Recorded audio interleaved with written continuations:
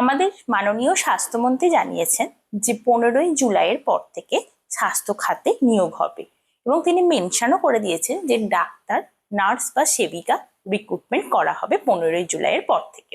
Social মিডিয়ার কল্যাণে আমার মনে হয় এই নিউজটা সবাই জেনে গেছে যারা অ্যাটলিস্ট এবারে চাকরি প্রার্থী। এবং আমাদের যে লাস্ট যে ভিডিওটা ছিল যে কবে আমাদের প্রবাবলি নতুন গভর্নমেন্ট আসার পর রিক্রুটমেন্ট হতে পারে, সেখানেও কিন্তু আমরা একটা টেন্টেটিভ টাইমলাইন দিয়েছিলাম যার সাথে আমাদের স্বাস্থ্যমন্ত্রীর বক্তব্যটা কাকতালীয়ভাবে ম্যাচ করে গেছে।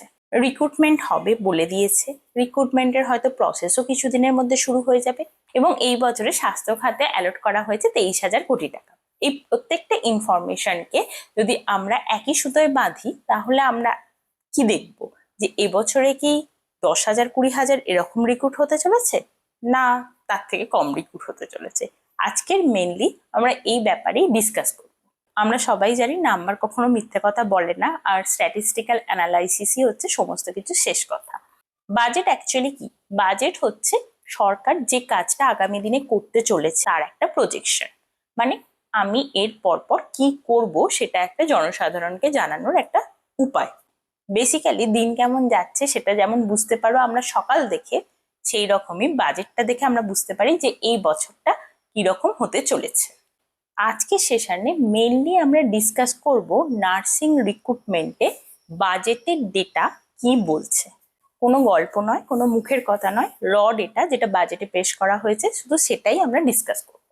আমি এর সাথে একজন registered nurse. Welcome to our channel Montastic, let's make nursing simple. তো চলো আর দেরি না করে শুরু করা যাক। সবাইকে রিকোয়েস্ট ভিডিওটা শেষ পর্যন্ত দেখবে, যদি ভালো লেগে থাকে অবশ্যই লাইক এবং শেয়ার করবে, আর যদি কোনো ডাউট থেকে থাকে তাহলে কমেন্ট সেকশনে, ফেসবুকে বা হোয়াটসঅ্যাপে আমার সাথে যোগাযোগ করতে পারো, যার প্রত্যেকটা লিঙ্ক ডিসক্রিপশন বক্সে দেওয়া আছে।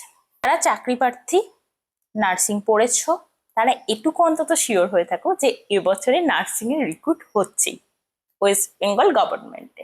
এখানে দুটো কথা বলি, সেটা হচ্ছে এখানে যে বাজেট নিয়ে আমি কথা বলছি সেই বাজেটটা হচ্ছে সরকারি তরফ থেকে পাবলিক ফোরামে পাবলিশ ডেটা, সেই পাবলিশ ডেটা নিয়েই কথা বলছি। আর দ্বিতীয় কথা, বাজেট হলো সরকারের প্রজেকশন, মানে এস্টিমেশন।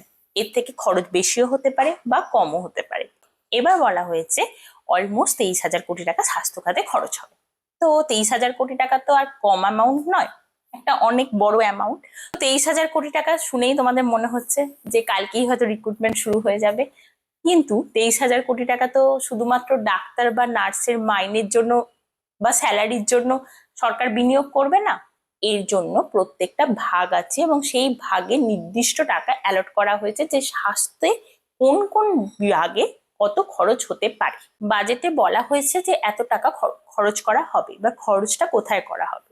সেই ছাপানো ডেটা অনুযায়ী অলমোস্ট 10,000 কোটি টাকা খরচ করা হবে ডাক্তার বা নার্স বা অন্যান্য স্বাস্থ্যকর্মীরা যারা অলরেডি চাকরি করছে তাদের স্যালারির পিছনে খরচ করা হবে, এবং তার সাথে মেডিসিন বা এক্সট্রা লজিস্টিক কেনার জন্য অলমোস্ট 10,000 কোটি টাকা খরচ করা হবে বলে স্বাস্থ্য খাতে রাখা আছে এই 23,000 কোটি টাকার মধ্যে। তাহলে স্যালারি খাতে আগের বছর যে টাকা অ্যালট করা হয়েছিল অলমোস্ট সেই অ্যামাউন্টের টাকাই এবছরেও স্যালারি খাতে অ্যালট করা হয়েছে, মানে এর যে ইনক্রিজটা এটা খুবই কম। তাহলে স্যালারি খাতে যদি অ্যালট করা টাকা না থাকে তাহলে বুঝতেই পারছো যে কি হতে পারে বা কি হতে চলেছে। এরপর রইল পড়ে যে বাকি 13,000 কোটি টাকা, সেটা হচ্ছে খরচ করা হবে ডেভেলপমেন্টাল স্কিমে এবং তার সাথে ক্যাপিটাল এক্সপেন্ডিচারে। এখানে ক্যাপিটাল এক্সপেন্ডিচারে অলমোস্ট 3,000 কোটি টাকা খরচ করা হবে। মানে তোমাদের মনেই হতে পারে যে এইসব কেন ডেভেলপমেন্টাল স্কিম বা ক্যাপিটাল এক্সপেন্ডিচার এইসব সম্পর্কে কথা বলছি। ভালো করে শোনো, কারণ এই ডেভেলপমেন্টাল স্কিমের মধ্যে সমস্ত কিছু লুকিয়ে আছে, মানে চাকরিটা এখানেই মেনলি লুকিয়ে রয়েছে।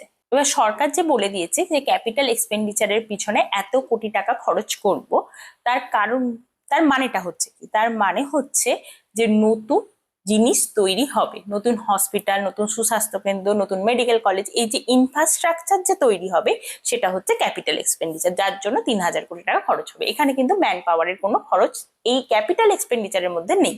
এবার রইল পরে ডেভেলপমেন্টাল স্কিম। ডেভেলপমেন্টাল স্কিম কি? ডেভেলপমেন্টাল স্কিমের পিছনে খরচা করাটাই বাকি, ডেভেলপমেন্টাল স্কিম হচ্ছে যা সমস্ত এনএইচএম এর স্কিমগুলো চলছে, মানে ন্যাশনাল হেলথ মিশনের আন্ডারে যে স্কিমগুলো চলছে সেগুলোকে আরো বেশি এনরিচড করা। তাহলে এখান থেকেই বুঝে যাচ্ছে যে জল কোন দিকে গড়াচ্ছে এবং জলটা গিয়ে কোথায় জমা হবে। মানে সুস্বাস্থ্য কেন্দ্রের আপগ্রেডেশন, তারপর নতুন হসপিটাল তৈরি, যাই বলো না কেন, বা হচ্ছে সেন্ট্রাল গভর্নমেন্টের স্কিমগুলোকে অ্যাপ্লাই করানো এবং সেগুলোকে এনরিচ করানো, মানেই হচ্ছে মানে বুঝতেই পারছো যে কোথায় রিক্রুটমেন্ট হতে চলেছে।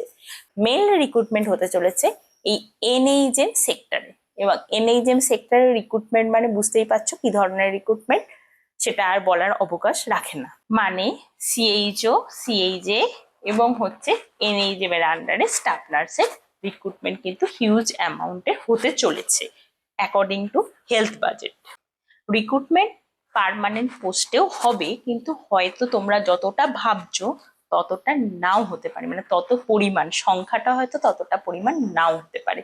আবার বলে রাখছি, এটা হচ্ছে সরকার যে বাজেট প্রকাশ করেছিল, পাবলিশ করেছিল তার উপর বেস করে, এবং বাজেটটা হচ্ছে পুরোপুরি এস্টিমেটেড একটা জিনিস, তাই সিচুয়েশনের ওপর বেস করে সরকার কতটা খরচ করবে সেটা পুরোপুরি সরকারই জানে, এবং সেটা তোমরা সরকারের আপ টু ডেট নোটিফিকেশন থেকে বুঝতেই পারবে।